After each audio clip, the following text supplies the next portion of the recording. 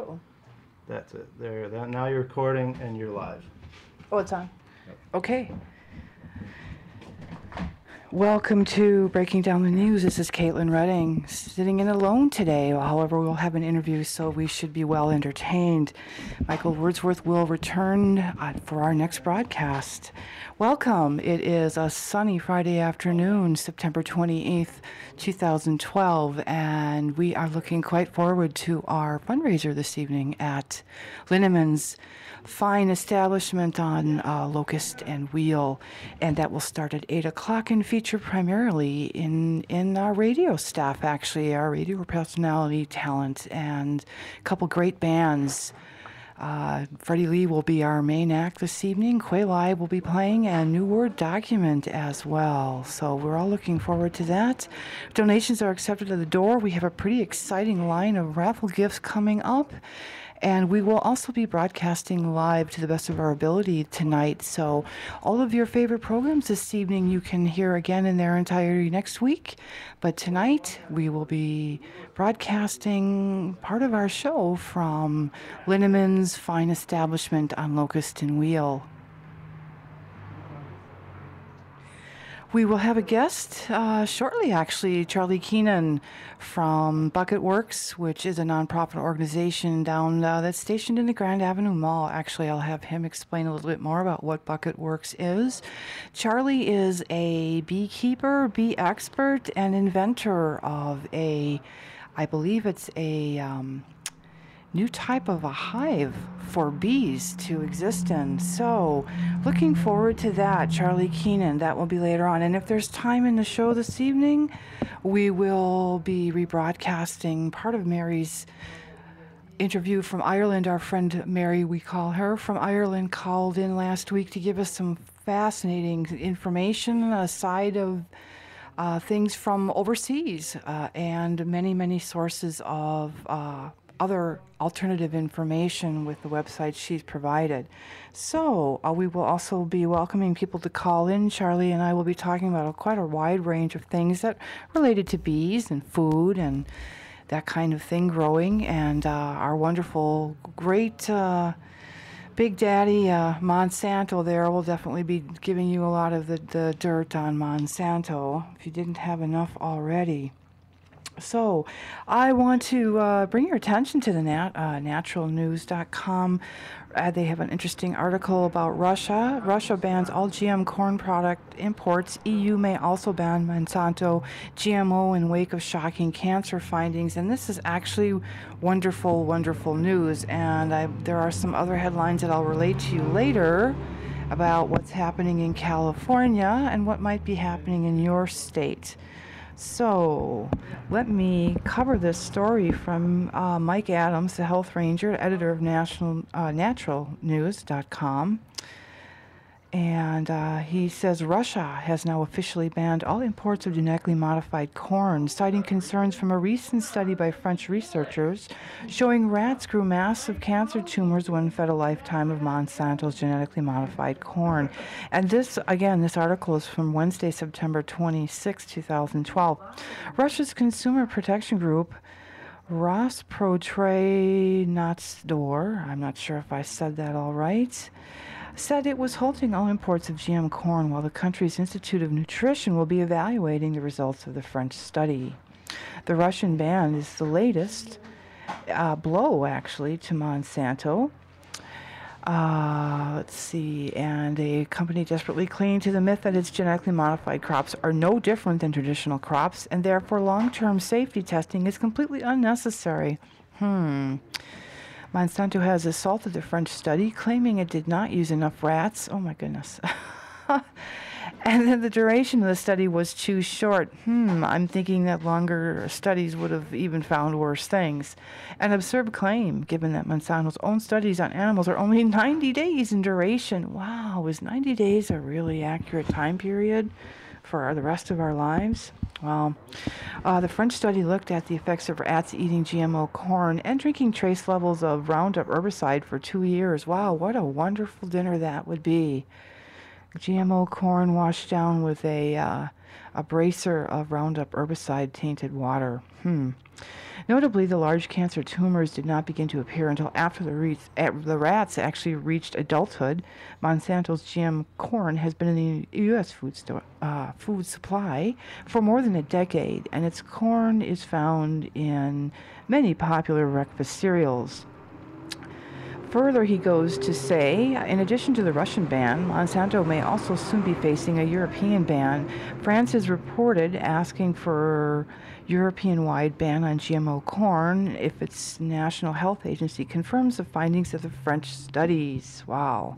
On top of that, if Proposition 37 passes in California, food producers will be required to label GMO on foods sold in that state. This is widely expected to cause U.S. food producers to abandon the use of GMO in foods, since virtually all consumers who know anything about GMO would refuse to buy the items labeled as containing genetically engineered ingredients. The toxicity of GMO now scientifically established. Criigen.org, that's CRIIGEN.org, has issued a statement summarizing its findings of the recent rat study, saying, "The implications are extremely serious. They demonstrate the toxicity of both the GMO with the most widely spread transgenic character and of the most widely used herbicide, even when ingested at extremely low levels, and those, of course, corresponding to those found in surface or tap water.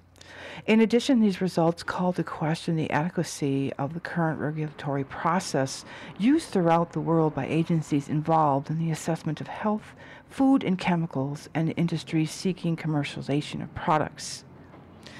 At the website, they have some absolutely gruesome photos of rats that were fed the Roundup-laced water and the GMO corn, and they are quite disfigured, different types of tumors, very large tumors, disfiguring tumors, almost look like there's two rats on a body. Those are featured at the website naturalnews.com. Government regulators have been infiltrated by Monsanto, scientists spot off. The article further goes on to state, "In truth, Monsanto has managed to influence food regulators all around the world. It has paid money to numerous scientists in the U.S. and has established, essentially placed GMO-pushing individuals, such as Michael Taylor, into influential positions in the government. The European Union's Food Safety Agency, that's FSA, is also staffed by decision makers with financial ties to the genetic engineering seed companies. Representative Denis Kosinich has called for a national GMO labeling law. He says the FDA has received over 1 million comments from citizens demanding labeling of GMOs. 90% of Americans agree, so why not labeling? Well, I'll give you one reason. The influence and the corruption of the political process by Monsanto. Monsanto has been a prime mover in GMO technology, a multi-million-dollar GMO lobby here, and a major political contributor." And there's a picture of the man making that statement. So that's very interesting. So Russia now is using the French study to ban GMO corn. France has also used the study to ban GMO corn. These are all very good things. We're glad to hear that they are moving forward in protecting at least some of the people's food sources. There are some related articles. They also news and health topics on the Health Ranger's radar. He also offers a updated list, just a huge list of genetically modified Franken foods, so you can kind of find out if any of the products that you're currently using might include these things. Another article, "Do you want GMO foods to be labeled in your state? If so, act now." And there's some information on what you can do. And that's pretty much all he's got related to that. I'm going to switch over quickly to the Irish Times here and see if they have anything to say about Russia's decision. I'm looking through the irishtimes.com, Friday, September 28th. And I was also going to see if anybody has anything to say on our wonderful situation over in the Greek islands in Greece, and there is nothing going on. Can you imagine that? I always find it very discerning, just very discouraging on some levels to find that stories are just dropped, especially since things just don't stop. But they stop giving us information, and that kind of stinks. So, further looking through here. When Mr. Keenan comes, I've been reading some interesting articles that he has written, just some brief blogging that he does, and he might be willing to share his address with us. Writes in links to different propositions that are available for people to get in on, and gives you an idea of things. Oh, he's also going to be speaking to us about wonderful things like how you can have your own bees. He'll be talking to us about crop failures and other things of that sort. And that should be a very interesting period of time. There's another article today, too, about arsenic in rice. That was another concern that had come up. I'm not sure if that was relating to GMO products or not. We'll get back to that. Well, all is not doom and gloom. And I sure don't want to make you feel hopeless on such a beautiful day. I found a very amusing and interesting article, actually. In, of all places, the Reader's Digest. And that's something from childhood. Do we really even read that anymore? Yeah, I suppose some of the old people out there still do. I'm sure it's not as common with the younger folks here that may not even be familiar with Reader's Digest history. So I'm going to see if I can locate this wonderfully amusing, actually what it is, they were talking this week's edition about happiness and what creates happiness, what they find makes people happy, and consequently there were a couple different lists and a couple different items about what they thought would help you make yourself happy, and they're pretty much the obvious ones. People in stable relationships, that's la-di-da-di-da. But here's a history of happiness, which I thought was most amusing. They start out in 350 BC with Aristotle, who writes that happiness is the best, most noble, and most pleasant thing in the world. And then they skip ahead, hundreds and hundreds of years and go right up to 1776, when the U.S. Declaration of Independence declares that all men have a right to the pursuit of happiness. I'm not sure if they were talking about the same thing there. 1799, British chemist Humphrey Davy discovered the pain-relieving and giggle-inducing properties of nitrous oxide, aka laughing gas, which is kind of interesting because they have discovered that breathing through your nose releases a chemical similar. It's a type of nitrous oxide that actually has very good effects on the brain, and they recommend highly that you do a lot of your breathing through your nose. Of course, that's best for you anyway, but apparently you are providing yourself with a little bit of happiness. 1840s, William Manson Lowell becomes perhaps the first person to be captured smiling in a photograph. 1900s, early parenting books address childhood happiness. That's interesting. That's right about the time Freud got started. About 20 years later. 1920s, here's a fun one. The U.S. naval sailors introduced the phrase happy hour for the scheduled period of entertainment and relaxation aboard the ship. Isn't that fun? 1935, Patty and Mildred Hill's Happy Birthday to You is copyrighted. Well, there we go. So 1935 is apparently when that birthday song came about. I thought it had been earlier. Certainly I've seen it sung in earlier things. Let's go. Now, again, 1950s, immediate terms tranquilizers, happy pills. This is a very interesting history of happiness coming from Reader's Digest. Very fascinating, very fascinating. 1972, Bhutan leader Jigme Xing Wangchuk introduces gross national happiness as a measure for national success. Oh, that's just wonderful. Then we skip ahead to 1988. Bonnie McFerrin's song "Don't Worry, Be Happy" becomes the first a cappella song to reach #1 in the Billboard charts. I guess that's kind of noteworthy.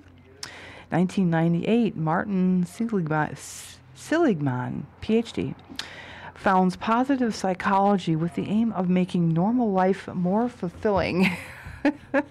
2010, British Prime Minister Dave Cameron announces the Happiness Index, an initiative to measure the well-being of the British people. I'm sure they're just thrilled with that. That's just ducky. 2010 again, 20-somethings rethink happiness. My vision of success is based on the impact I can have, much more than the pursuit of money or prestige, says Matt Salzberg, Harvard Business School class of 2010. 2011, the United Nations resolves that the happiness of its member nations will play a larger role in the development of policy. Okay, way to go, UN. And in 2012, Todd Petkin, author of Finding Happiness, writes, "Happiness is the culmination of all the actions, choices, and habits that fill our days, as well as how we think about them." Interesting. And then they round up this thing with a quote saying, "Happiness is having a large, loving, caring, close-knit family in another city." And that quote comes from George Burns. Well, okay, so a little bit of happiness for your doom and gloom on a beautiful Friday. I am so pleased to announce that Mr. Keenan has joined us in the studio, and if I can get his levels adjusted.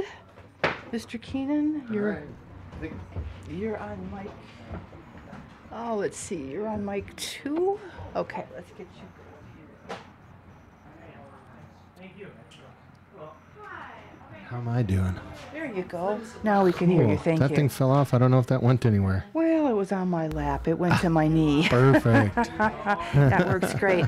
Okay, hi Charlie. It's great Hi. to see you. Yeah. Boy, do we have a lot of questions for you today. I was just reading from the naturalnews.com about Russia using the French study as a way to go ahead and ban GMO or GM corn from Monsanto. Yippee! Yeah. That's the way we're going to talk to these corporations in the language they understand, the language of money. And they just got a big old kick in their wallet. Well, I think it's interesting that Russia jumped on the bandwagon right away. I'm sure that a lot of these countries, we've been discussing in previous weeks on the show how some companies are sending money to diplomats who are then in turn putting a lot of pressure on small countries and a lot of the European countries now too to be growing the Monsanto products, which we're discovering in India and areas of Asia are causing starvation and for farmers to actually kill themselves. Yeah, they're drinking glyphosate. They're drinking the Roundup to kill themselves because they're ashamed that they're unable to produce the crops like they have had for thousands of years. We're a 200-some-odd-year-old country, and we think that's a long time, but these families in India have been doing this for 1,000 generations, and they get to the point where they use this seed, and many of them don't even know how to read the labels, to show how insidious some marketing ploys can be. Terrible. The people at Monsanto wanted to sell seeds, and they knew that there was language barriers because so many small little subdivisions or whatever you'd call it, villages around there had different variations on dialogue. So they took Ganapate, the god of remover of obstacles that looked like a elephant, and they put that all over the seed bags so that regardless of the label or what it said, the people would buy, would purchase it because it had the remover of obstacles god on it. That's terrible. And then it did anything but remove obstacles. All it did was put obstacles all over their soil. I think I need to take care of a technical thing here. I don't believe when we started up the show this afternoon, I don't believe I read the disclaimer. So before we go any further, yes, casting aspersion on companies that I will not name currently, may I also say welcome to Breaking Down the News. My name is Caitlin Redding, and and myself and Michael Wordsworth produce this show for you on Riverwest Radio. The things you will hear over the next, about an hour and a half or so represent the views of breaking down the news and the people making them. That would be myself, our guest today, Michael. All opinions and quotations are in no way representative of Riverwest Radio itself and are the sole responsibility of the producer, guests, and callers. And you are welcome to call in today. Charlie would encourage anybody who has questions on any of the subjects that we cover, please to call in 414-935-2951. Riverwest Radio, that's quite a tongue twister, is not liable for any legal issues arising from the content of this program. So, Charlie, that's free permission for us to slam them all we want. Darn. Almost sounds like the disclaimer Monsanto gave to its farmers in the last year that finally got farmers to come on board with the beekeepers who've been talking about this problem of the bees. But a year ago, there was a new disclaimer on their multi-page document that they sign every year, beholding them to Monsanto and their seed product, that said, if anyone ever comes after you for a product made in your field, you promise not to indemnify us. Oh my goodness. Farmers said, excuse me, wait a minute. I grow your food, right, your seed with your stuff in my field, and if somebody says I got sick off of that, I'm supposed to just take the hit? That got a lot of farmers alarmed, and that was great for us to finally bring them over, because before then we were just the bee people that were bugging them and telling them that this stuff was bad and saying this way of life that they've learned is so good really isn't. That's absolutely awful. We have a number of things we want to get your opinion on. One of course, was the acquisition Monsanto made recently of Bee Logic, which can't be a good thing for anybody. You can't write fiction. Well, you can, but you shouldn't sell it as nonfiction. You should just drag it off the headlines of European papers, because American papers don't even talk about it. But it was about 7 days after the first set of studies that proved rather conclusively that CCD was caused by the neonicotinoids, or these systemic neurotoxins. The company Monsanto just bought the independent research firm. Oh my goodness. I think I had heard about that, but when they said they were buying Bee Logic, I've got to say I was just tremendously disappointed that they were taking away one of our only probably free and independent standing source of accurate information and research. I think there's a movie in this week's or this 14-day movie run that's going on, the Independent Film Festival, that speaks to the power of some of these corporations when they feel a threat has been assessed to them, and the level to which they go to defame, discredit, slur, slander, and sue anyone that's blowing anything resembling a whistle. Wow, that's just awful. I can't remember the name of the film. That's going on in Milwaukee this weekend? Yeah, at the film festival, at the Milwaukee Film Festival. I was just looking at the documentaries. We probably have a schedule floating around the story or somewhere. Yeah, if somebody calls in and wants it, I'll look a little more. Otherwise, just look on there. Or someone can call and give it to us, too. There you go. Oh, yeah, it's about Dole and the bananas. And it's a man who tried to basically talk about the level to which Dole was going into Central America and changing everything for the bad. And well, they're still clearing rainforest and lands for banana popular. I guess they're saying that the banana demand for bananas is just huge, and that they need to continue to plant more cropland with bananas. And I'm like, how many bananas can we eat, really, as a nation, and to bring it home? Bananas are the smell that causes bees to sting. Oh, fascinating. Okay, so remember that, people. Do not take bananas on your next picnic or outing. Well, do not take bananas if you're coming over to Bee Pods to take a look inside the hive. Oh, certainly don't do that either. Or if you're going to a place that has bee pods. Okay, so that's another thing that we're going to talk about, too, is that I understand that you have actually invented a new kind of home for bees. I've augmented. I didn't invent. Okay. Yeah. I have a patent pending on an idea that we came up with that has changed things a little bit. But it's a 2,000-year-old design, which means it's,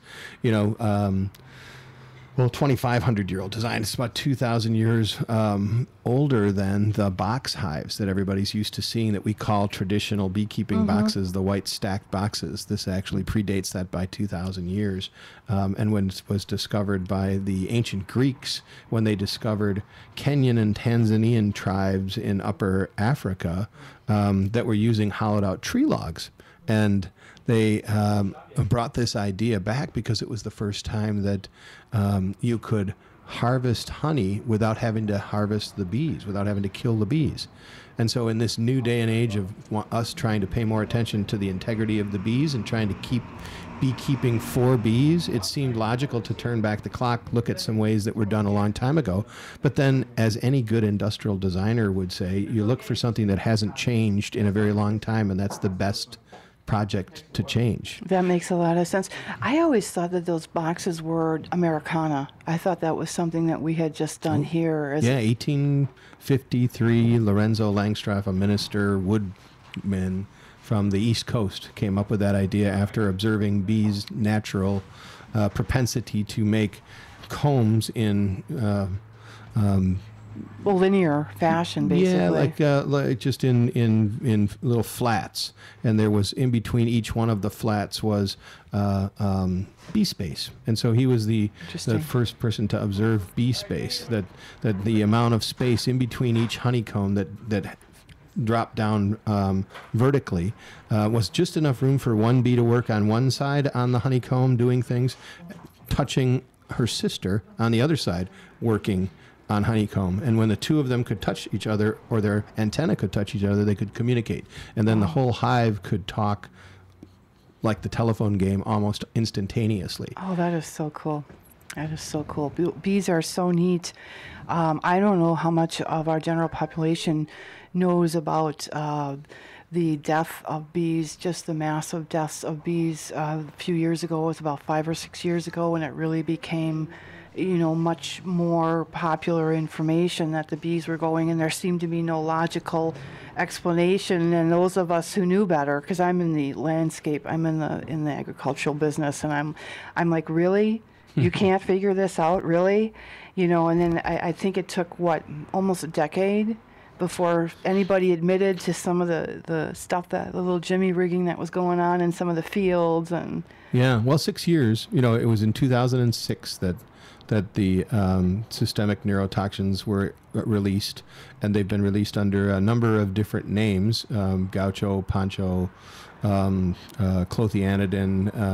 Clothianidin's the current one that we're trying to get rid of. But the thing about a neonicotinoid or a systemic neurotoxin is that now that they've cracked the way to deliver it, they just keep augmenting what it is and come up with a new one. So it's this self-perpetuating thing. Once we win the let's ban clothianidin, then they come out with the next one.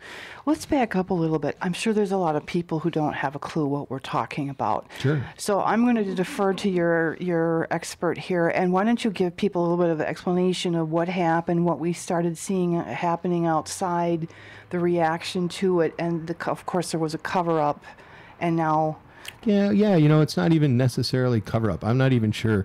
There is some guilt to be placed. There is some systemic, just the way we do things here. But I try and lay it out in some of the presentations that I do in a way that makes it easy to understand. And it is all about just connecting the dots and pattern recognition. And so, being a beekeeper, that's kind of what we do: is look at the patterns of the bees and try to connect the dots as to how they're behaving and what we can do to help them. So it's kind of easy to kind of piece this whole thing together. It's elementary, my dear Watson, I think. Here's the long and short. A company like Monsanto had seen in the writing on the wall that there was an end to their pesticide product that was bringing them such profit.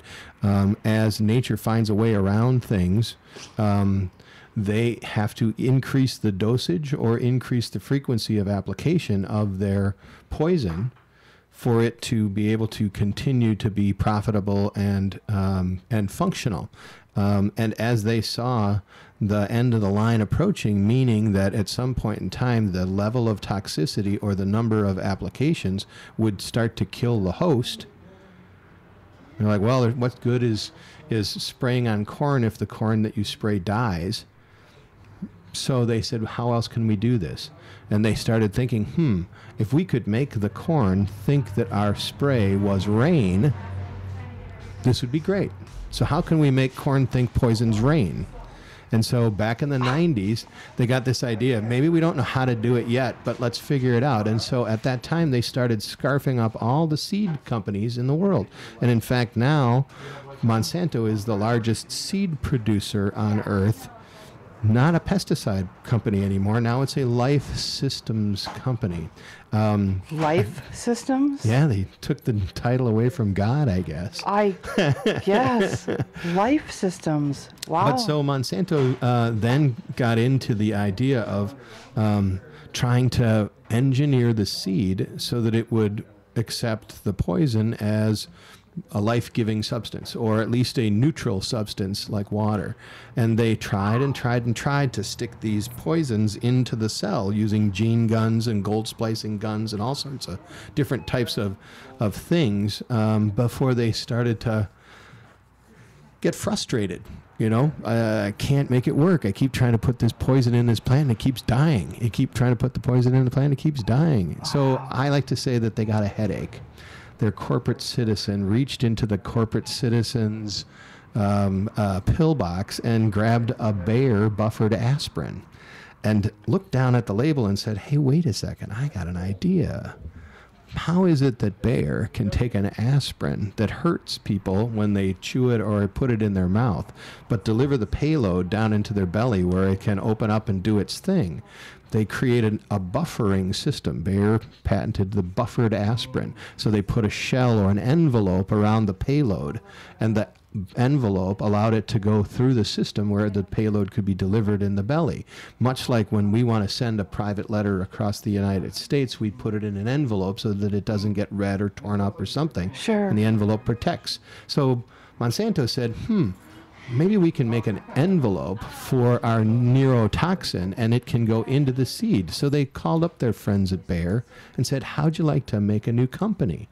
And so in 1996, Bayer Medical turned into Bayer Crop Science, which now is the bigger of the two companies. I just noticed that myself looking at the shelves at Menards and other places. Oh my God, it's everywhere. They are now actually distributing a systemic product that you can put on your lawn to protect your trees from emerald ash borer, which for those of us in the industry have to look at and go, a little too late. Bayer? Really? Aspirin? Well, no, Bayer neonicotinoids. You're now gonna give us emerald ash borer control, really? Actually they're not. What they're doing is giving homeowners, obviously, another chemical to put on the ground to pollute. Yeah, things, well, they're putting the system, they've cracked the code on delivering payloads of stuff through genetic walls. That's unbelievable. And with their hubris, they are kind of just thinking, hey, now that we got it, let's just put it everywhere. So this is really scary stuff you're talking about. It's not cool. It really is sure. very scary because you're looking at the applications. We've been trying to educate our listeners to things like the presence of chemtrails and things that are all dropping chemicals, putting chemicals in our environment, changing soil pH, changing water, and affecting all of us in general. Now, let's try to help people kind of put this all together. Was this called, I'm trying to think of what the favorable name for this was. Was it hive decline? Colony collapse disorder. Yeah, colony collapse disorder. And there was a lot of confusion about this. We didn't know. I had heard stories that the bees were going out on their daily foraging and then not coming home to the hive. I had heard hives being found with the entire colony dead. I mean, what exactly was the manifestation? So colony collapse disorder, which in and of itself isn't the proper name for it, but that's what we have, much like global warming isn't necessarily what's happening to the globe, but exactly, it works great for argument. But colony collapse disorder just meant that there was a rapid loss of the population of the colony, and in a very most peculiar way, this superorganism, because a bee colony is defined as a superorganism, meaning that each one of the individual bees is not an entity in and of itself because it can't live on its own.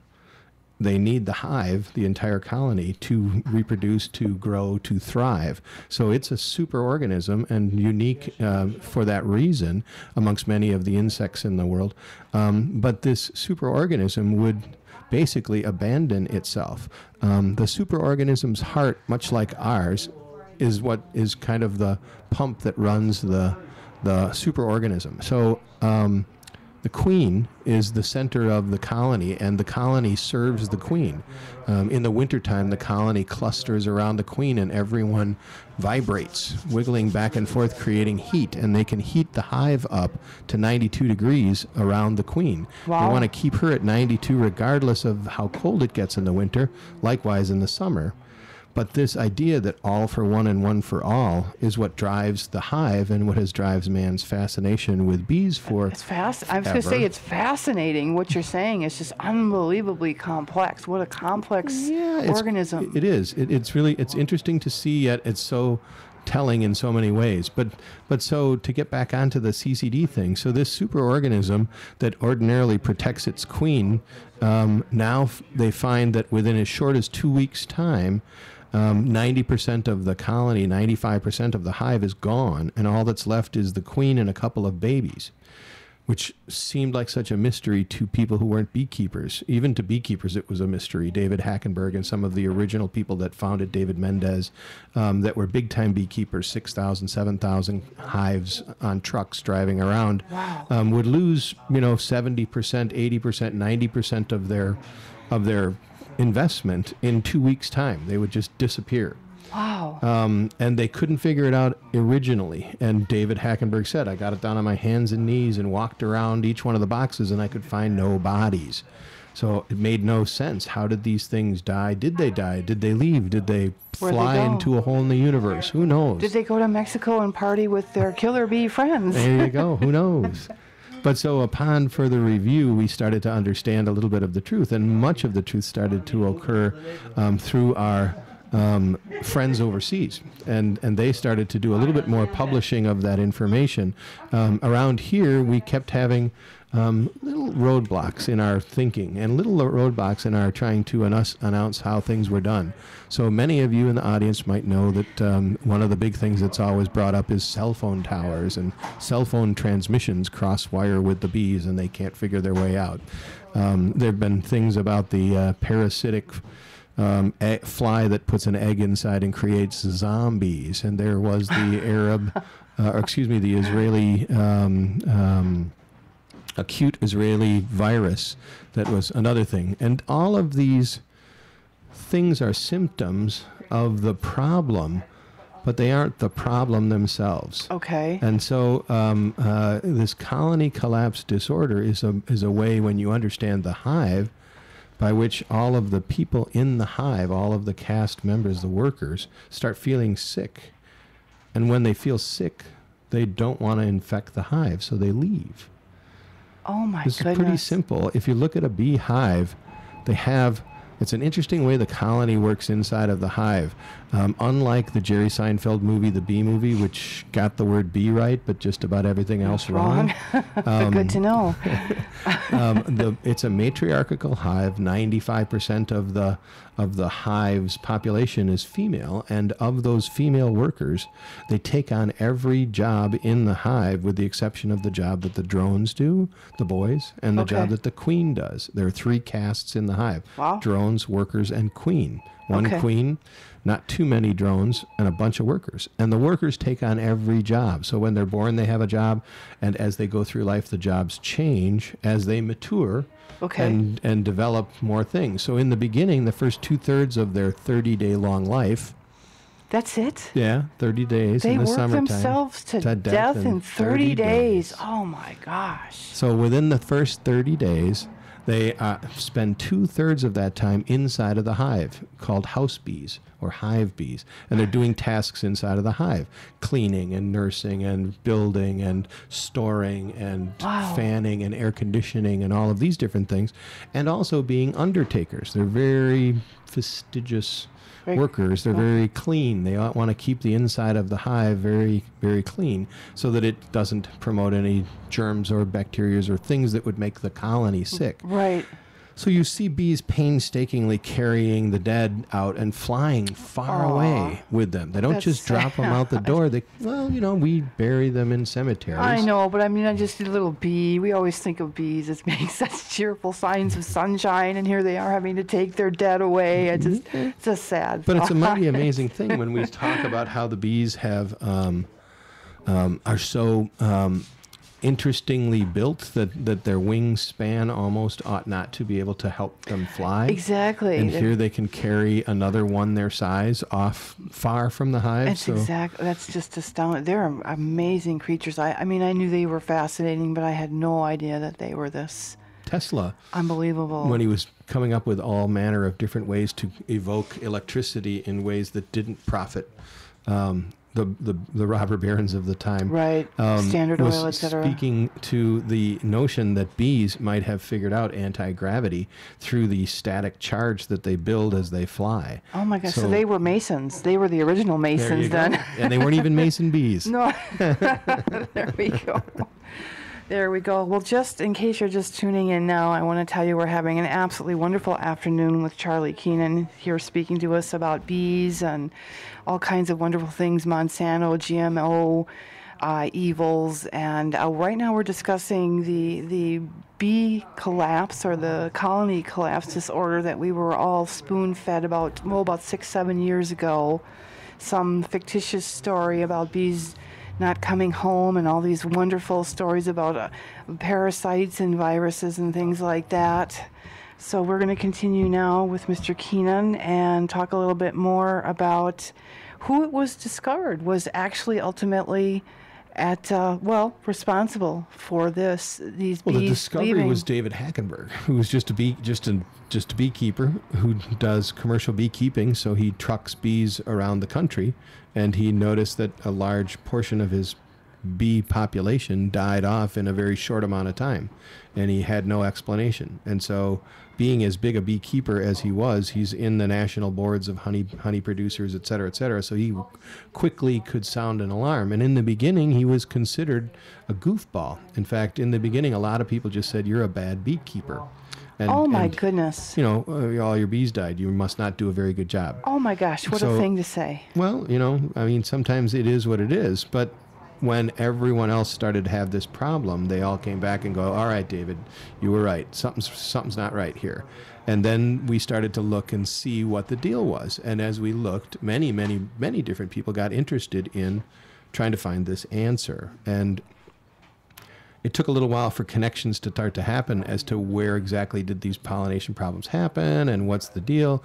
And the big trick about this whole thing, this whole mystery, is that unlike a direct application of glyphosate or of a pesticide that drops bees dead on the site, or you see a giant pile of bees by the front door, this was a mystery, and it happened someplace else. Because there were no bodies. They never found bodies. Right. And so the deal is, and getting back to what I was talking about that whole Monsanto trying to figure out what to do with the seed and how to get the seed in, and calling their friends over at Bayer and starting up in 1996 Bayer Crop Science, and having Bayer Crop Science spend its time trying to figure out a way to make an envelope for these systemic neurotoxins, they discovered nicotine was the envelope.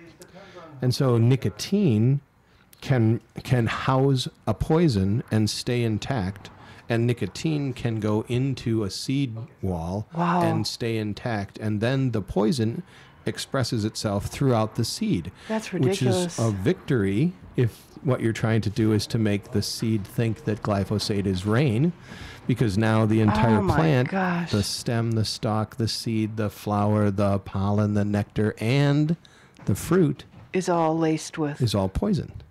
So we wonder when we start talking about what's going on with us and our, ADHD problems and our sleep apnea things and our falling asleep at the wheel things and all of these systemic neurological disorders that we have, if maybe it doesn't have something to do with these systemic neurotoxins that are in all of our food. I was just going to say. At sublethal levels, of course. Well, yeah, but okay. If you live long enough, you'll die from it, basically. Nicotine itself is already a poison. We use concentrated forms of nicotine as insecticide just in general. I mean, as a spray insecticide, we have to Right. be careful because it will burn the surfaces that it adheres to. It's a gateway. It breaks into anything. Oh It my breaks gosh. through everything. So that's how where they it's figured it it's a out? class of new ways of delivering chemicals called neonicotinoids. So a variation on the nicotine structure with something else in it. And now they're finding that you can even take it a step easier than that and just lace with nicotine whatever the product it is. So some of the new gosh. stuff that the new seeds they're doing are just nicotine coated chemicals.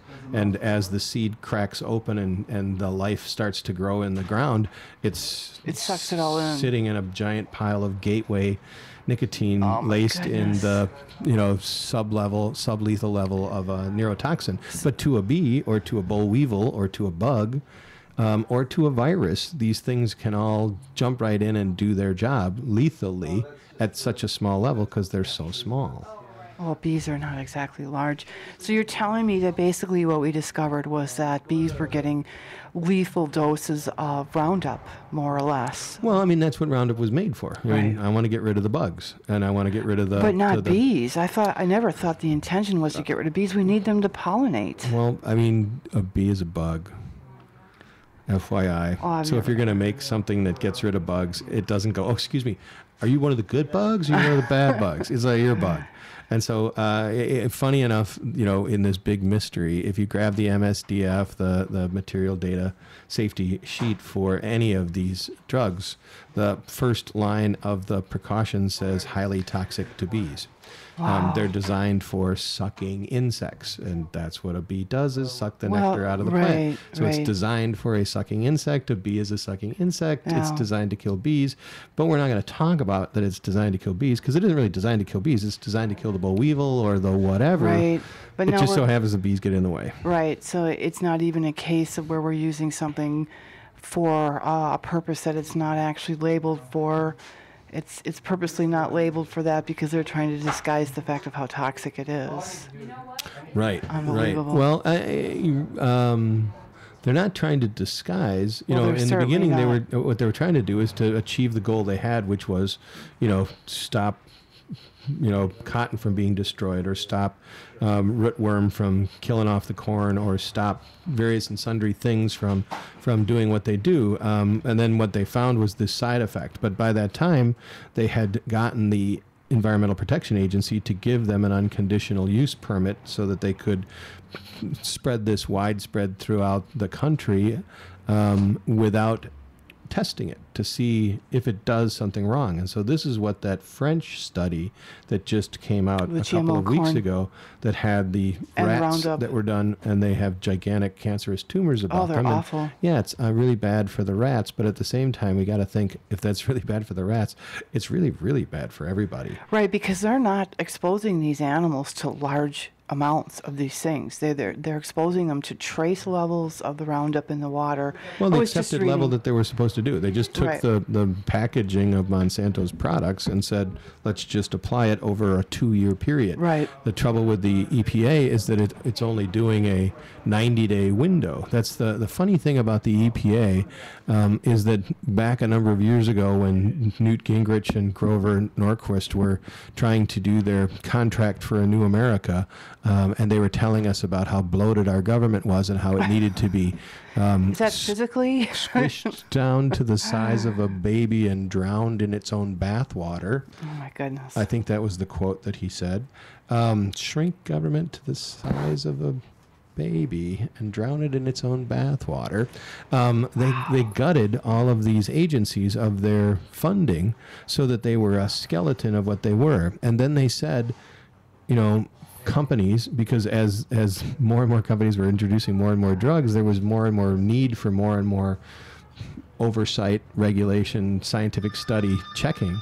Oh, we have our first call in. So anyhow, what they did is they took this information and they gutted these regulatory agencies, and now the companies themselves get to regulate themselves.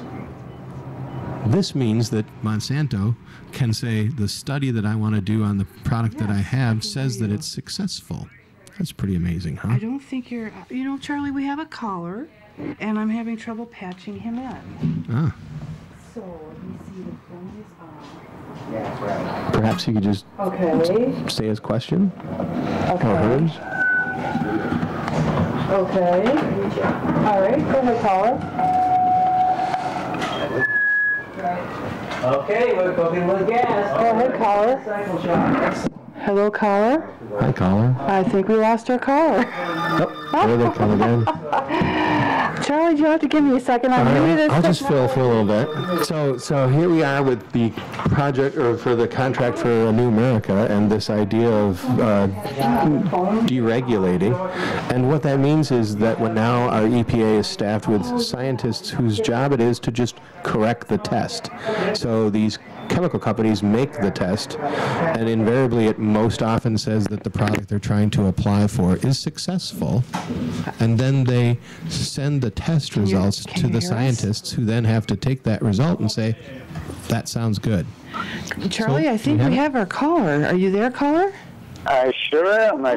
Yay. Charlie, you're sounding wonderful. Thank you for coming on the show and sharing this information with everybody. I almost hated to interrupt to call in and interrupt you. This is some important stuff that people need to hear. Thank you. Yeah. Do you have a question?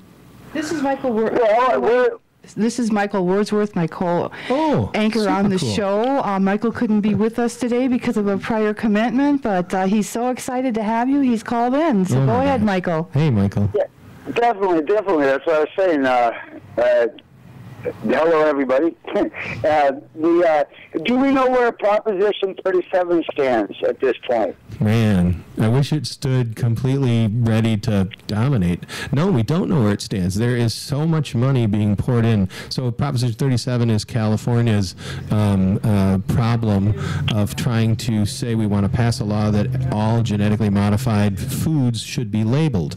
And the agribusiness is dumping millions of dollars to stop that. They're putting We're talking about Pepsi, Coca-Cola, Nestle, all giving an average of about $1.2 million to make sure that consumers out there do not get the accurate labeling that they need. A label which, when we see GMO, we should say to ourselves, good Lord, run for the hills. Humanity is under attack. Seriously, people, I mean, if you listen to Charlie, there's a big movement out there right now really pushing to create an awareness of GMO in the public mind, in the consciousness of the people, that this is a very dangerous, bad thing. It's completely renegade science, mad scientists, just arbitrarily altering genes out there, and we do not know the long-term ramifications of and the impacts. Hey, did you guys talk about the rats causing sterility in 3 generations? Yeah, well, it wasn't even 3 generations. It was like 90 days. No, 100 days. Yeah, no, very much so.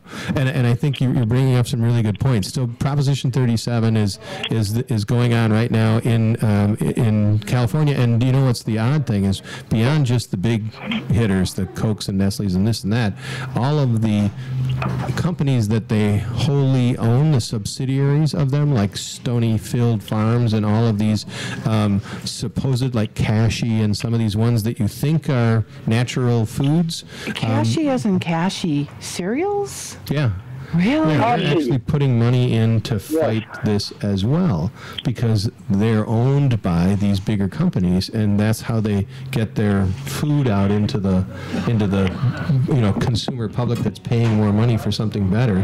They change a name, make it a happy, friendly, organic-y looking thing. Exactly. And then this is still, so if Prop 37 goes through, then some of these things that are in your organic aisle over at Whole Foods will now have to say that were made with GMO corn syrup or GMO corn. Or that'd be like that. Tremendous. That would be wonderful. That's why there's so much at stake. That's why this is such a big deal. That's why they're dumping so much money into this. Wow. Well, Sorry, did you hear that China is actually supplying Whole Foods with their produce, and that we don't even have first-hand verifiers? It's a third-party verifier. The USDA nor the FDA is in on that. Did you hear about that one? I haven't heard that. Doesn't surprise me. Yeah, Whole When it comes Foods, to honey, you that's think the same thing. you- The honey dumping that's been coming in from China and from other places. Oh, We that's don't right. know Cutting the where it honey. comes They've from. been stepping on the honey with corn syrup, haven't they? Yep. Well, Lacing look, it all over. Russia just banned GMO crops. They don't want to hear it in their country. France did a ban across the board on the GMO maize. Hungary is taking a stand saying no GMO in our country. And guess what the response from the big agri-giants are? They're leaning on these countries in a military style. It's almost like they're creating sanctions against Even them. beyond that, there's been a lot written up in Reuters and in the Independent about Hillary's role in the strong arming of France and a number of places because of this whole collapse of the EU and these austerity measures that are being done, using the levers of the World Bank and the IMF. Hillary is going in and saying, look, we need jobs and we need something for America, so if you don't bring this GM product into your country, then we're going to stop funding or bailing you out. And it's a huge strong arm tactic that's nearly worked. They flip-flopped just within the last 3 months on whether or not they were going to re-allow these systemic neurotoxins back in, and the people in France took to the streets, burning, effigies, rioting. Around here we can hardly get people to click a mouse a couple times, but out there they know darn well what's going on. So when I say to people, have you paid attention to what's going on with the bees? Around here there's not a lot on there, but if you go look over in Europe in some of these other independent media resources, you'll see there's like whole-scale rioting going on revolved around bees. And well, there should be. I mean, Charlie, did you guys cover today how Monsanto bought out the very bee logics? Yeah. Well, I didn't even get into the even more surreal thing that they've done recently. If you thought that was bad, that as soon as an independent research firm figures out that you've done this thing that's killing the bees, then you buy them 4 days later, that seems pretty bad. But they beat that recently. How did they top themselves? Unbelievable. So now, knowing that the game is nearing up, knowing that it's going to be just a question of time before we all know that, yes, in fact, these systemic neurotoxins are doing what their manufacturer safety data sheet says they do and killing bees, rather than saying we should stop because it's bad for the world, they said, you know what, let's release our patented information to all of our peer group. So they brought in ConAgra, and they brought in ADM, and they brought in all the other players, and they said, you all can start using our systemic neurotoxins in your 2,4-D and in your Sevin and in all of the different things. And in that way, in this most insidious game plan, they have now said, rather than us being the only bad guy in the world, now we can say, hey, everybody does it. We're not the bad guys. We're just like everybody else. Wow. Isn't that amazing? Unbelievable. Charlie, you certainly sound like you got a handle on the subject. And Kate, thank you definitely for hosting the show today. Listen, you guys, you're doing a wonderful job. Keep the message out there. Inform the people. People, listen up, because what they're telling you, it's going to save your lives, quite frankly. There's no way to short it. Yeah. I got to take off here, guys, but thank you again. And Charlie, please come back on the show anytime. You have a great radio voice, and you sound like you have a lot of information that needs to be imparted on a regular basis. Cool. Yeah, no, there should be. I think it's one of the most essential fights that we have on our hands, even with all the crazy fights that we have. Global warming, ice, all that stuff. It's all important. But if we're not here to notice it, it doesn't really matter. And the bees basically put the menu on our plates that we choose to eat. Hey, remember what Einstein said? He said, when the bees die, you have 5 years before the human race is extinct. That sounds about right. Yeah. Yeah, they're responsible for so many different things, from the clothes that we wear with cotton, to the milks and cheeses, to the fruits, to the vegetables, to the nuts, to the berries. Well, heck, to the wood, to the trees, to the air we breathe. If there weren't bees out there and bugs pollinating, we wouldn't have anything on this planet. Very And Kate, few. that's a really important point. That this bit about bees and the bee collapse is just the canary in the coal mine. Bees come back to a box. Flies don't come back to a box. Right. Other bugs don't come back to a box. So we can't count them when they're dead. So this colony collapse opened the doors to us realizing that all insect pollinators are in decline. We just can't count them. And this is the big problem. It's not that bees are going to go and wipe us out, because somebody's going to call in and go, hey, there's more than bees to pollinate. Well, sure. The point is, the bees come back to a box, we can count the box and go, holy crap, they're all gone. The Xerces Society, in response to the colony collapse, started to take square acres of space and getting people walking hand in hand and painstakingly counting all insect life within the acres to find that, yes, in fact, all manner of insects are in decline.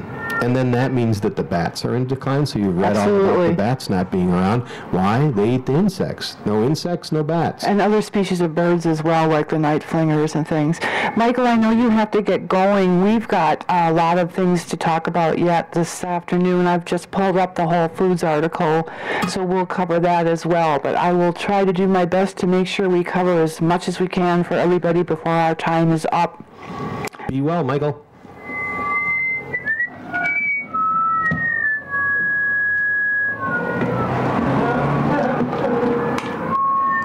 Interesting. I guess he's gone.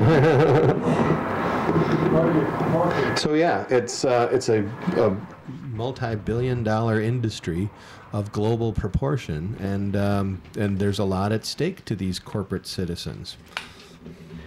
Well, certainly. Matter of fact, let's just take a look. I just pulled this up on Natural News' website. The story reads: Whole Foods knowingly engages in massive GMO deception, says undercover video by organic spies. And it says, Whole Foods deceives consumers until unknowingly buying GMOs while financially supporting a GMO supply chain that ultimately enriches Monsanto. Charges an explosive new undercover sting video released by organic spies, and there is a link for them. The video... 17-minute video. Is it? The video features secret camera footage from a dozen Whole Foods stores in the Los Angeles area, capturing Whole Foods employees lying on camera about the genetically engineered ingredients found in products sold at Whole Foods. And I just want to mention that Charlie just kind of burst one of my bubbles by naming Kashi as one of the corporations. That's the cereal us adults have gone to, thinking that, we can increase our fiber and do some good things for ourselves, and now to find out that we're actually contributing to poison. If you look, beepods.com is my company, beepods.com.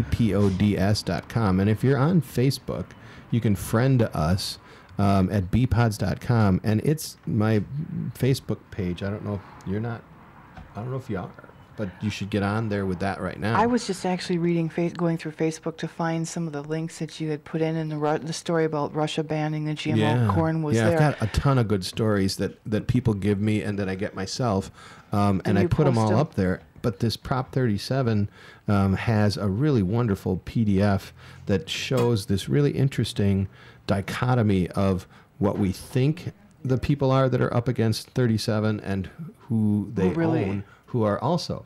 And so if you look down into the Facebook page, we can go down the line and just call out the companies that we think are good guys, who are in fact not the good guys. I'm going to let you bring that up in a moment, but I just think this is extremely important for people to understand. I mean, you go to Whole Foods, and I know that people have the euphemism whole paycheck. You pay a lot of money for what you think are good products, and now we're finding out that they're taking advantage of the same price breaks any other corporation is taking advantage of, and putting in this Monsanto GMO. owns the word organic. I mean, it's a Really? Can we buy words now? I know we could buy vowels. well, yeah, we certainly can buy words. We can own the language. It's been owned for a number of years by Frank And Luntz. I had no idea we could buy words. There's a few choice words I'd like to purchase myself. But no, organic is no longer much of any value because you can irradiate food and still call it organic. You See, can do a number of things to food and still I have call it issue. organic. I absolutely have an issue with some of the irradiation that's going on. I know that irradiation is good, sterilizes. but it isn't necessary for everything. I know I had this discussion with Michael some weeks ago about how they are demanding that apple cider get pasteurized now, and how that basically renders the Kills food everything. sterile. Right. It's the Because same thing with the guy with the milk issue right now, Right. the farmer in Wisconsin who's trying to fight for his ability to sell, not even sell, provide to members of his buying club Raw milk? the products of his dairy, and part of it is milk. And the raw Right. milk has great properties. That's the whole thing about honey. Right. As a beekeeper, my whole magic with the bees is the raw, straight from the bees, unheated, unpasteurized stuff. If I have to pasteurize honey, then it's just food coloring or just flavor enhancers. It's lost all the magic that the bees use. And this is the bottom line. You know, Aristotle and Einstein and Tesla, even you said. Sherlock Holmes, Okay. a fictitious character in a book, when he retired from being the great deductive reasoner, he became a beekeeper. Oh, isn't that interesting? I had no idea. All manner of people have looked into the hive for answers. Aristotle was a beekeeper, and he named propolis. Propolis is the sticky substance in the hive, which arguably now is going to be the most important product coming out of the hive. It may be the cure for cancer. It's Wow. being used now to topically cure just about anything in people. In the global Interesting. south, in the non-commercialized, non-business world, they've been using the products from the hive since the beginning of time to Sure. cure anything, everything. You have an earache, put some honey in your ear. You've got a cyst in your eye, bugging you, stick some honey in your eye. If you've got a cold or an allergy, eat the pollen, eat the whatever, or topically apply it to cuts and wounds. The most expensive bandages we have in the hospital are honey.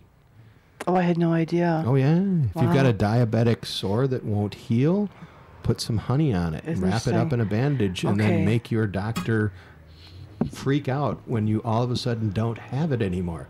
We're getting ahead of ourselves here. There's just so much wonderful information to cover. Mr. Keenan came in, Charlie came in to talk to us, and thank you. You've given us a website or a link now, which is BPod. How did you say again? bpods.com is our website. Okay. But go to the Facebook page. I know not everybody loves Facebook, but it's really hard to maintain a blog and carry all of this infrastructure when you've got something like Facebook where they have thousands of people whose job it is to make it real easy to post and reverberate information. So I use Facebook as the means by which we can communicate this essential information. Our website's being redesigned, and when it comes back up, there should be ways to tie some of this together. But for the time being, the best part for that is to get the information from our Facebook page. But if you want to get into beekeeping, and that is a really big part of why I'm here. Well, absolutely it is. You know, get a beehive. And so my background is in industrial design and in graphic design, and I ran an Apple computer company back before Apple was a big deal. In fact, when Apple was almost yearly being said to have on its deathbed in the 90s, every 2 years Apple was going to go out of business again, and Apple was going to Right. go out of business again, and we were buying stock at $13 a share. But back in those days, I was teaching people a now pretty ubiquitous talent, and that was desktop publishing. So when Photoshop 1 came out, and when PageMaker and Quark Express 1.0, and we were using floppy disk drives and 20 megabyte hard drives, I was into teaching people how to use this Macintosh to make this desktop publishing revolution. Years and years later, I'm running a company, and we're teaching people how to do these things. And one of the people that I'm talking to is Will Allen over at Growing Power, before most people knew who he was. And I was helping him to do his marketing and get some of the word out, because I needed to play in the dirt. When he found out that I was this computer guy, he said, don't play in the dirt, help spread the buzz. And so part of my job was to take pictures of the beehives back there.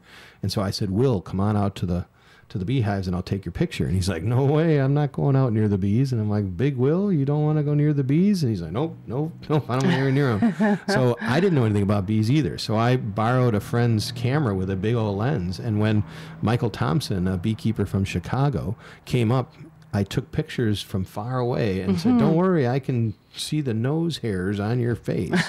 I'm right there with you. But he's like, no, come closer, come closer. And when he finally lured me close, that's when I was hooked.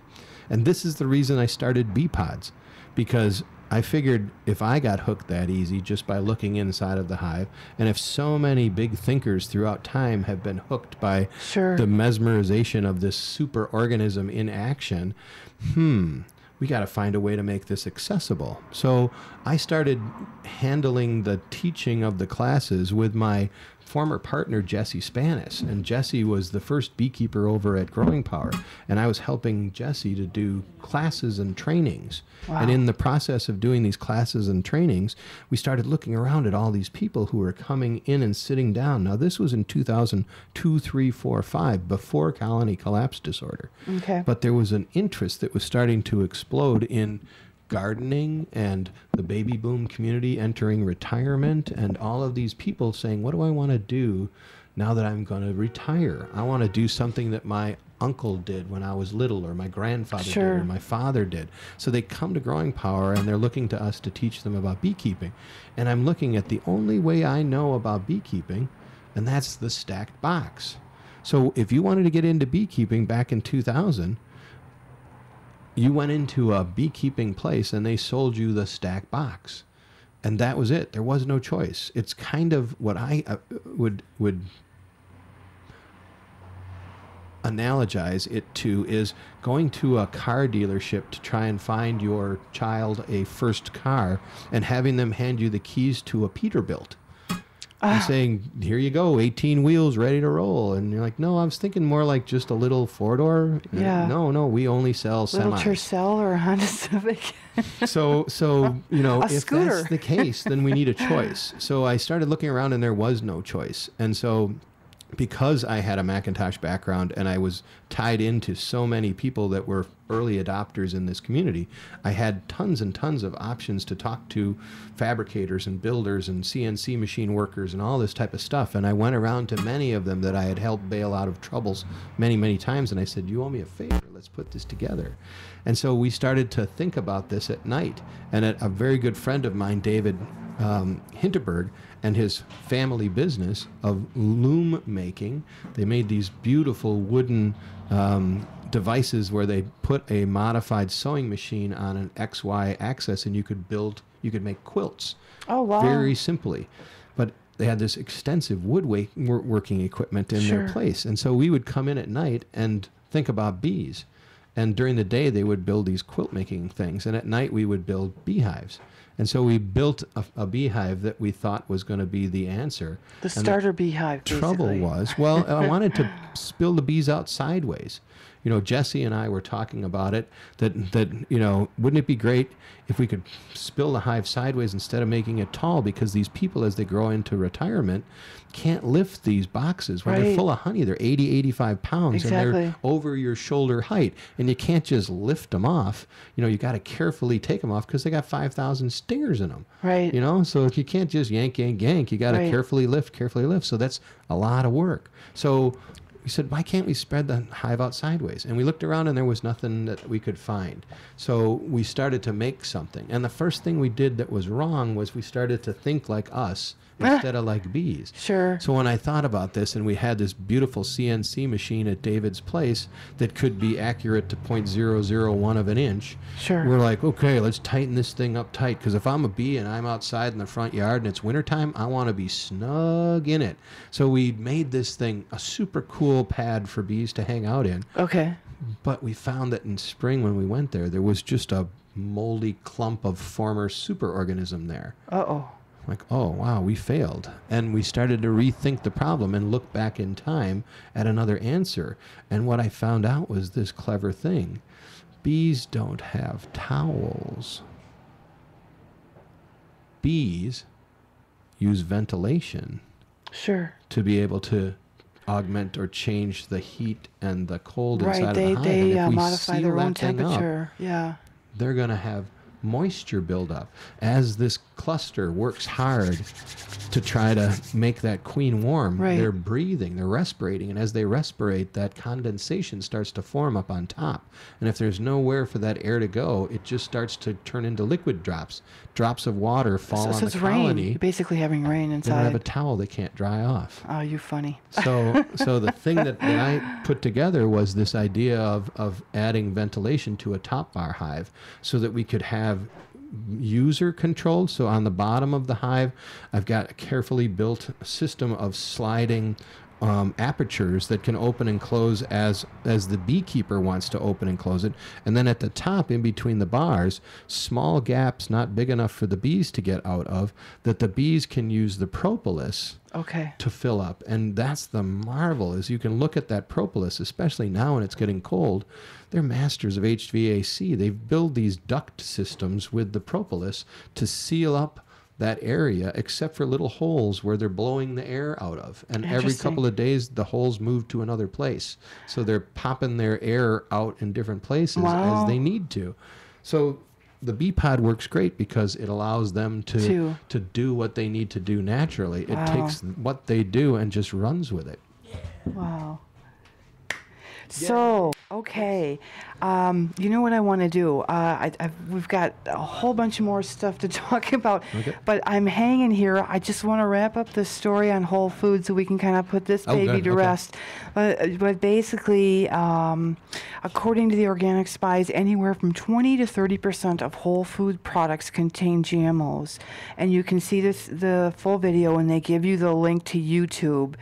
And they talk about they're talking to employees who are citing that no GMOs, no this, no preservatives, no growth hormones, etc. And of course that's ridiculous. So the article goes on to state Whole Foods has mastered the art of bait and switch. According to the undercover video, Whole Foods has mastered this art of bait and switch by advertising their foods as organic and non-GMO, then inundating customers with foods labeled natural, which are actually containing genetically engineered ingredients and pesticide residues.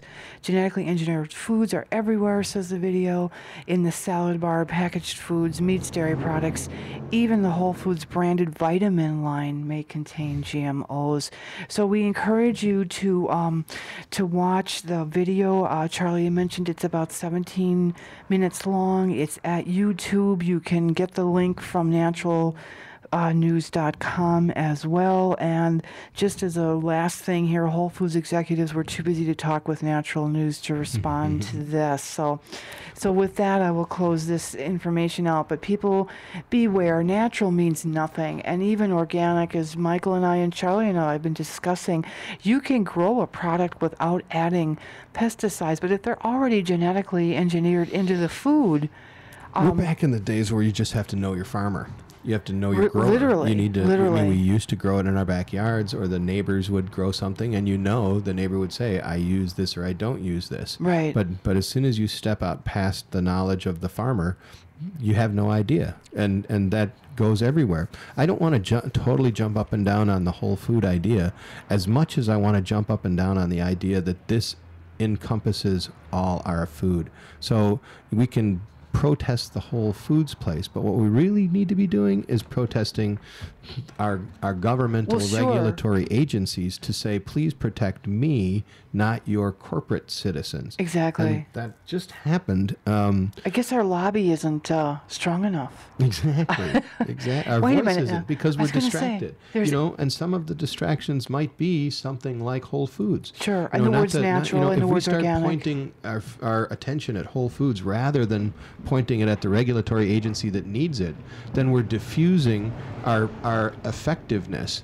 What we really need to do is to look at the fact that the people who are down in the bottom in the trenches in the EPA are good people, and they try hard. But as I was saying earlier in the broadcast, when this Grover Norquist idea to gut the government went through and cleared out all of the funding for these regulatory agencies, they could only monitor now. They couldn't actually check or regulate. Exactly. And so we have to get them to say, you need to step up to the plate and do your job. And in the absence of anyone talking to them, they will listen to the loudest voice.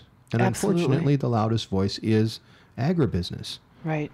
The gentleman that's running the EPA right now, Tom Vilsack, you know, he was the governor of Iowa, the largest corn-producing state. Oh, I thought, so I'm sure he's not a total stranger to Monsanto's corporate influence, and I'm sure that as soon as he's done protecting Monsanto's interests in the environment, yes. he's going to be working for a lobbying firm, making a ton of money, helping his friends Monsanto. If he doesn't need to retire already, unless he wants to become one of those filthy rich people who has more money than life. If our economy goes the way it's going, you're going to need to have 6 more zeros on the other side of what you have. So, well, you may have to keep your day job. Yeah, you're going to have to keep your day job. You funny. Well, yeah, and Charlie raises some excellent points. I mean, we don't even really have regulated definitions of words. So anybody can put organic down. Again, you can grow a hybridized or GMO product in an organic fashion and meet the organic criteria, which is insane. And you know, I understand what you're saying. A person getting off of work wants to be able to go to the store, read the label, know that the label is telling the truth, so that they don't poison themselves. And yet we're not protecting this consumer, and we're all consumers. All of us are consumers. And what we got to do is we got to think about, as the Native Americans did, 7 generations. It's not about, I don't want to poison myself, because, honestly, ladies and gentlemen, you can't turn around these days and not be getting poisoned. Sure. But what you can do as you turn around these days is try to stop it so that our children's children don't turn around like we are today, surrounded in the poison. We're in the trenches. So we got to deal with the fact that we're in the trenches and try and fill these things so that we have common ground to walk on in our children's lifetime and in our children's children's lifetime. Precisely. Because we're where we are now because we have not been paying attention. We've been caught up in conspicuous consumption and leading these lives of conformity and so you American Idol-dom. You wouldn't. So you wouldn't go blaming great grandmother then for the mess that we as her great grandchildren are in. But you would definitely hold us accountable for our own great-grandchildren to come. And well, that's we're the reasonable. ones that woke up to it, so we're the ones that should pay attention to it. There you go. I get down on my mom once in a while because she may hold a political stance that I'm not particularly favored of. Sure. But when you get right down to it, she's doing what she thinks is right. Absolutely. And so many of our parents and so many of our peoples that are elder have grown up in a world where their reality is what this is. We now have the ability to take the knowledge that we have and the influences we have and make changes, or we can just keep on rowing along with the tide. But now we know that if we continue to roll along with the tide, we lose the ice, we lose the planet, we lose the insects, we lose Certainly. everything. And we don't want to this lose is the it. insects, people. It's up to us. It's always corny, but you are the person you've been waiting to have come get you. Oh, I've never heard that one. That's quite a tongue teaser. Throw yourself a line. There was another article also at the Natural News site about arsenic in rice, and again, here is Natural News is a wonderful organization, and they have great at exposing things and making it publicly available for a lot of people who are going to do some web surfing. But then even they are not immune from these articles like arsenic in rice. This is a problem because arsenic is a substance that is naturally occurring. It's found in soil. And they're actually making the same point in this article that you made, Charlie, about what we're trying to do is help you gain knowledge and feel confident about continuing to feed yourself, your family, through U.S. grown rice and produce. And okay, yeah, folks, that may mean that in April you're not going to have a fresh apple, but you might have good health. And you might be around cancer-free and healthy to have the wonderful fall harvest of apples that will come. So, but again, take things with a grain of salt, because yes, there's arsenic in soil, and we could find it. But I think what they're saying too is be aware of the fact that other countries don't have everything regulated, don't have this all wrapped up either. Like, for instance, I know that we pick on China a lot, but let's be honest, they do not have the type of watchdog consumer programs. They don't have an EPA. They don't have the same sorts of laws that we have, and you are going to find mercury, arsenic, lead, and those types of things in the products. It's the Wild West. I mean, right. All of these. That's why we're going to these things. It's why the globalists that are trying to, the Ryans and Romneys. I don't want to go totally political one way or the other, but certainly these globalists are trying to think of how do we best outsource our labors and our externalities so that we can maximize profitability for our shareholders. And when we do that, we go to places where we don't need to worry about child labor laws, and we don't need to worry about the toxins or the safety of the equipment that we're using. All of these things that our unions and our collective bargaining has bought for us in this wonderful world that we have, where we had one person, one vote for a while. Right, and for a when while. people all got together and said, hey, these, mills that we're working in are causing us to get, sick with lung diseases and stuff like that. And we're, losing fingers from these, machines that are moving too fast without guards on them. Or And black you know lung darn disease, well that etc. the bosses didn't want to fix those guards. That's money out of their pocket. But when they said, hey, we're all collecting together into one voice, and we're saying we're not coming to work until you put the guards on because we don't like losing our fingers, they finally said, all right, I'll take a little money off the bottom line and we'll put the damn guards on, go back to work. Yes. They weren't happy. And they probably said it just that way too. in their back rooms, just like Mr. Romney said in his $50,000 a plate room about the half of our country. Oh my goodness! I mean, know. and it's you can't blame them in some ways to be in the place that they are, but what you can do is hold them accountable. Yes. What you can do is say, hey, I'm going to vote with my wallet, with my mouth, with my brain, with my heart. Yeah, and With this my is life. what we need. Otherwise we will be that third world nation that they've made the rest of the world into. If we don't have the powers to check them, if we don't have the powers to regulate them, if we don't have the powers to step up against them through a court of law or an appeals process or something like that, where do we stand? What do we have? Exactly.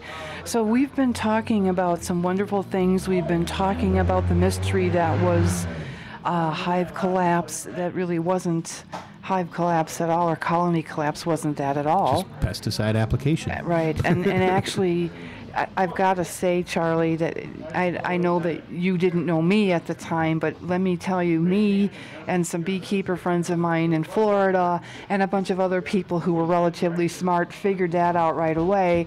And what did come out later on, just a few years later, was the fact that in some of the southern central belt that they were actually spraying some, Monsanto had some acreage that they were putting experimental pesticides, actually spraying things down, So some of us knew that there were certain regions where Monsanto, where people were kind of coming clean. Well, hey, Ed, didn't I see you spraying out in your field? Well, that kind of stuff. I mean, so we it's did all know about some. paying attention. And Right. and so the beekeepers, have said a number of things. And I do this in my beesentations. Tomorrow, by the way, I love that. tomorrow at the Urban Ecology Center in Riverside Park. Yes. From noon to 4, they're doing their Harvest Festival. And in their Harvest Festival, I'll be bringing over some honey. It's in the truck right outside there. Wow. And a spinner. And we're going to be having the public come out and spin some honey. Wow. And if you want to bottle it up and stick a label on it and throw me a couple of bucks, you can walk away with some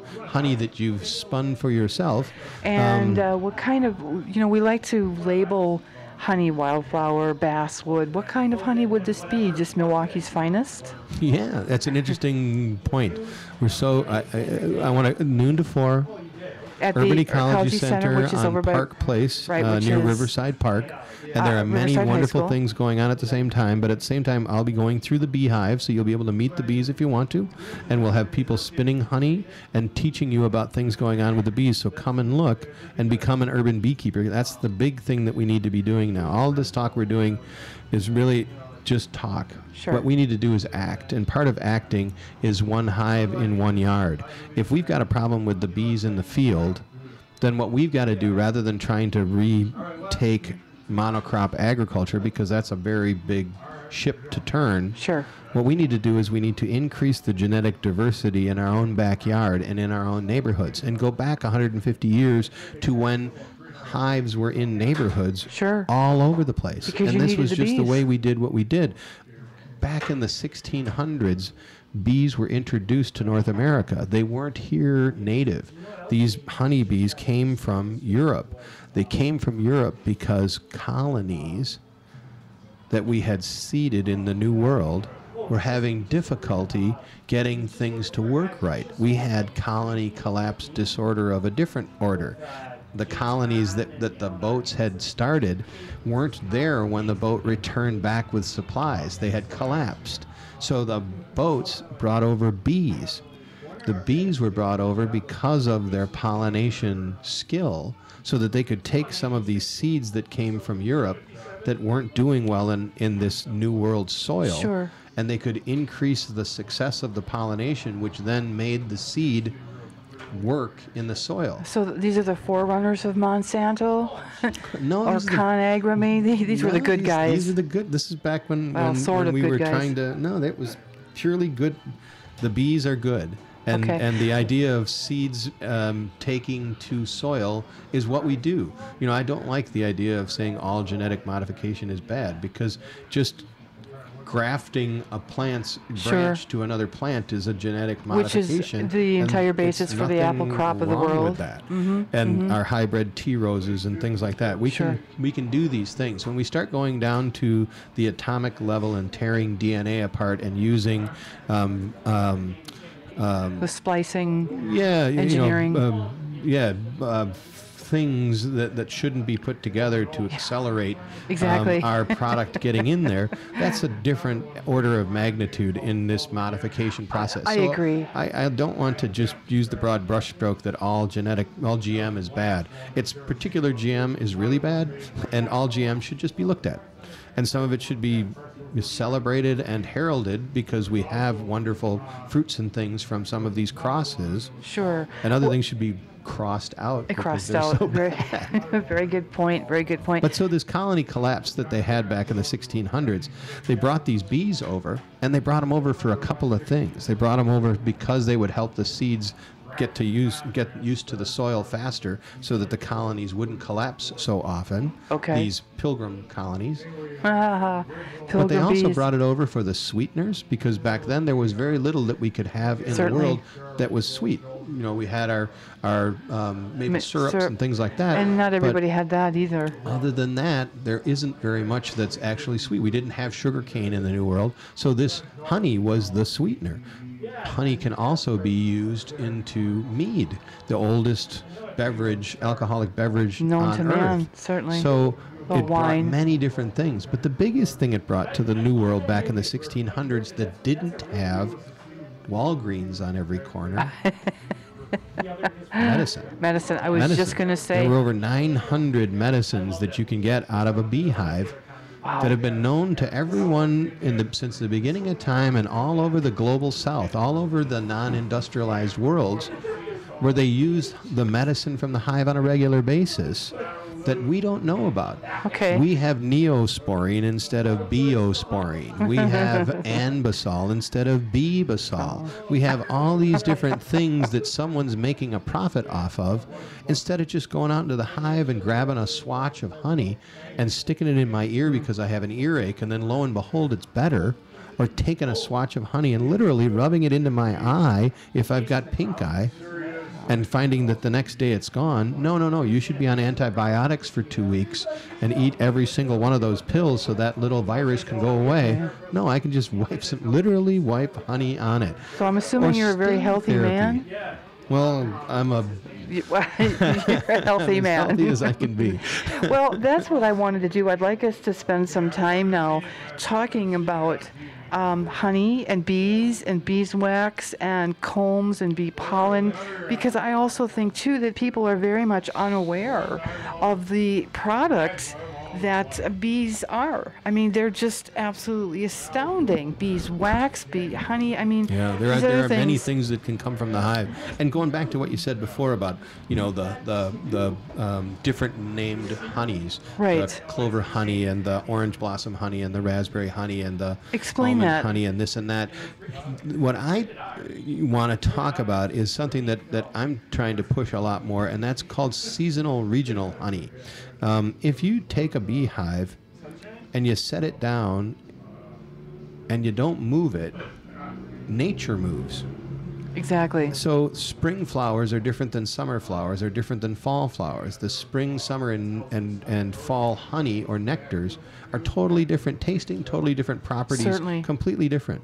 What we've done now, because of our modern agriculture as it is we pick up the bees and we move them from crop to crop. We have to do this because since the Industrial Revolution in the 1850s, we've decided that if we can use mechanization to maximize productivity and maximize the functionality of a single man's power, that we can then get a much better world. And so we have these gigantic fields of grain and fields of corn and fields of almonds and fields of whatever.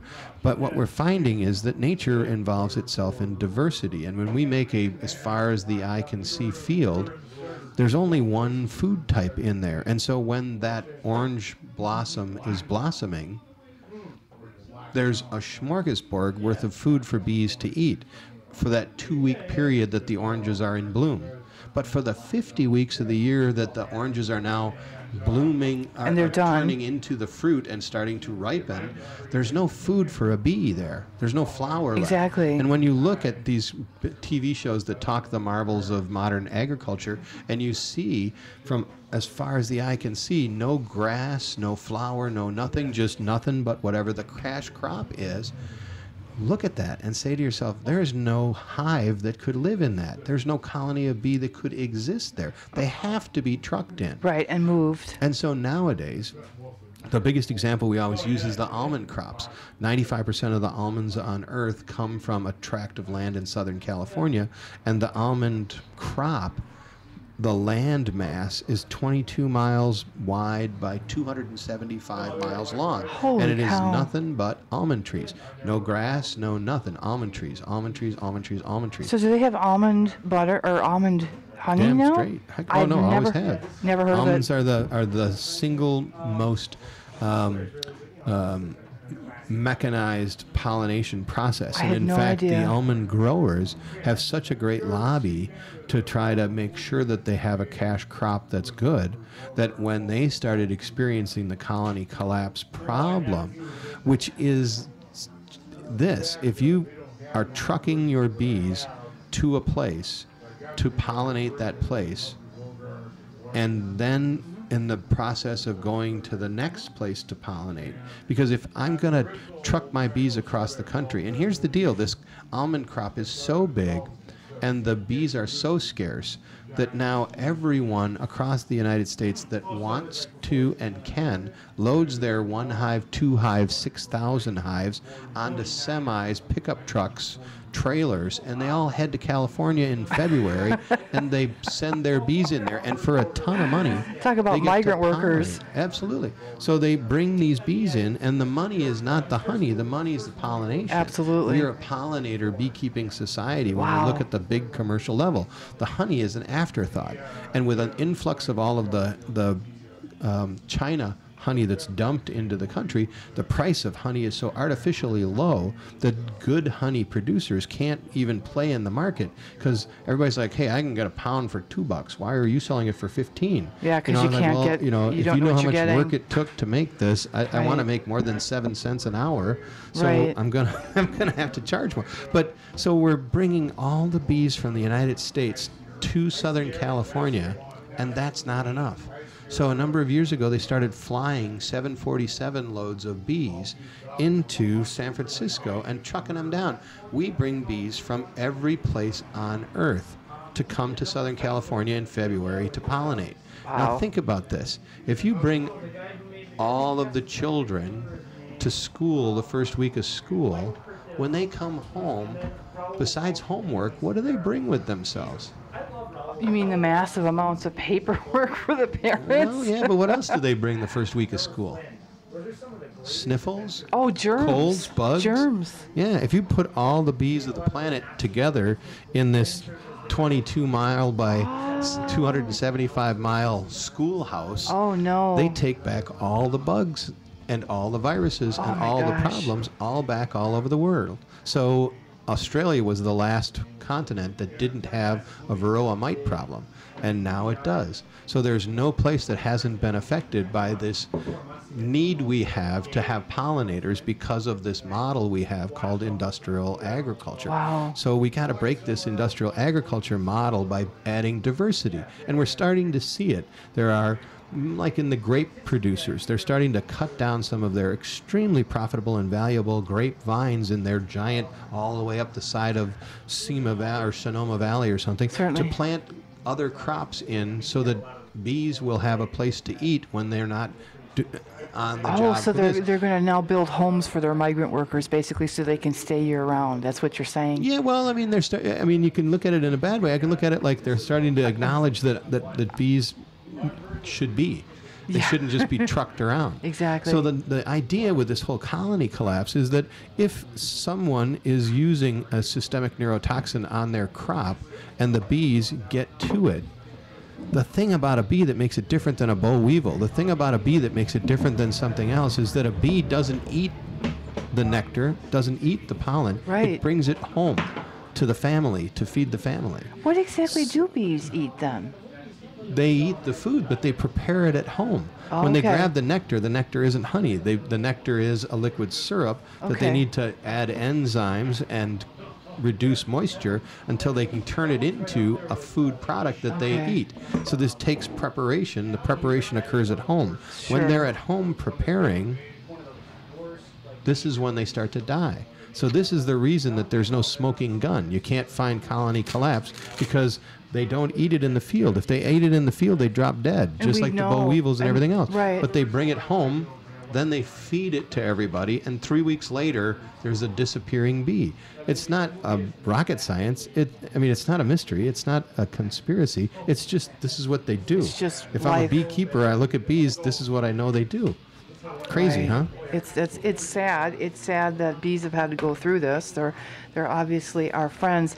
But we are going to have to wrap it up in just a few minutes here.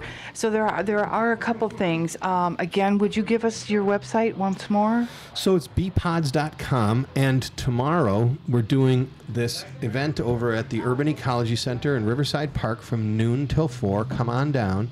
I've got bee pods to sell, and if you want to get into beekeeping, you can begin training now. Our offices are on 5th and National, right near La Perla, La Fuente. And if you come down to our offices, we've got bees on the deck of the second floor, and we'll show you how gentle they are to be around.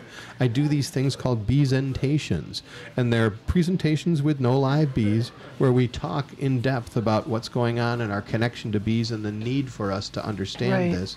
And I do these at the Urban Ecology Center, at our place in Bucket Works, as well as out in other places like the Berner Botanical Garden. So call around, find out what's up. At the Urban Ecology Center, it's every first and third Tuesday night. Wow. At Bucket Works, we have it on an on and off schedule. If you go on their website, you can see it. If you go on our website, so you can come learn about what's going on, become smarter as to what's happening, and then if you want to take this to the next level, come on out and meet the bees. Come on out and see what they are. See Bees how are gentle not they mean. Bees are not. Bees. People have this horrible, and it really isn't bees. I think bees take the rap for wasps. are. Actually. Yeah. Wasps attack, bees defend. Right. If you're not doing something to a bee's house, a bee's got nothing to do with your business. You know, I got to tell you, I work out in the field, And especially in the fall, especially in September, I always know, how fast the season is closing down on us by how voracious they are at their work. But you know what? They will let me come in and do what I need to do. And if I just need to take a minute to trim some things, they just kind of give me a little bit of a bearing and I give them. Or if I need to work on a whole plant, I will find that if I just give them a few seconds notice that I'm there, they take off and then they'll come back. I've never been harmed by a bumblebee I wish I or could say the same. a honeybee. But, I never have. Yeah, And so yeah. I think as long as you're calm and you're non-aggressive, Right. they kind of Exercise understand. polite behavior. Exactly. So I think they understand. I mean, it really is like they understand that you're not there to hurt them. Right. Well, and more so than that, they understand that when they inflict the wound in you, they die. And so is it worth dying when you're just looking at a flower and there are thousands of flowers to go to? They're Right. like, no, I'll just go over to another one. No big deal. Bees live in a symbiotic relationship Exactly. with everything around them.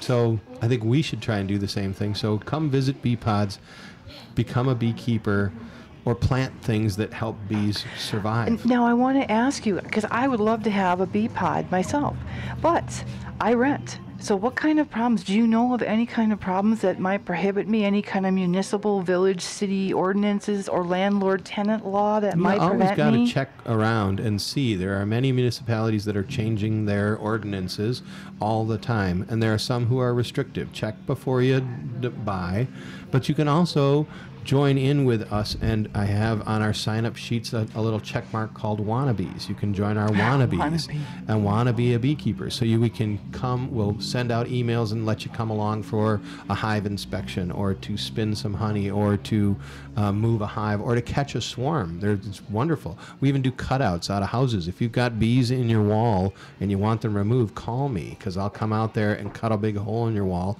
remove all of that out of there. I'm not a carpenter, so I won't fix the hole, but I But you'll will at work with a least- carpenter to make sure that the hole isn't so bad that you can't fix it. Right. But I'll get rid of your bee problem, and rather than killing them, I'll give them a home in a bee pod. Which is where they want to be in the first place. Well, it's safer for them. Right.